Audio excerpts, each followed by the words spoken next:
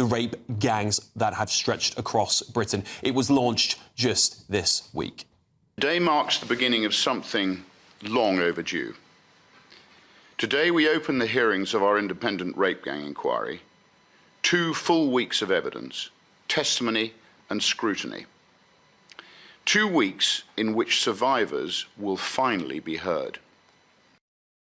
The crowd-funded inquiry, backed by £600,000 from 20,000 ordinary Brits sick of the cover-ups, has just heard testimony that should make every decent person in this country feel rage. Survivor Fiona Goodard spoke of her experience. There was a phone call once where she tried reporting me missing, and she said I was being picked up by Asian men and I was being abused.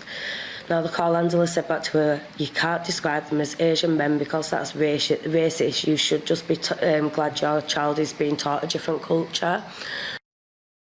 Well, she didn't mince her words, and she claims that gangs of predominantly second-generation Pakistani men and other mostly immigrant men targeted vulnerable, white, working-class girls. Here is a damning direct quote from rape gang survivor, that same one there, Fiona Goddard, at Rupert Lowe's rape gang inquiry. She said this: "Some Pakistani men celebrated the Islamic festival of Eid by raping young white girls."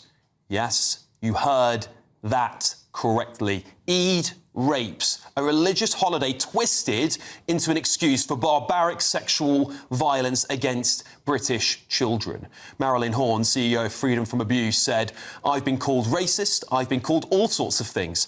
I don't care because I know I'm right. They are not interested in protecting our women, girls and boys because they quite like it in this country." She went further. "Some of these girls have been taken from pillar to post, raped in lay-bys on filthy mattresses in hotels, backs of taxis. This is across the country. It is endemic. It is everywhere. These are not animals. They're monstrous, barbaric, evil, vile men, and they have got no moral compass. None." That is damning, isn't it? There is no shadow of a doubt that this remains the biggest child abuse scandal in British history. Perhaps, realistically, the biggest scandal in British history. We must never, ever allow the guise of multiculturalism, the charade of it all, to ignore an epidemic like this in our country ever again.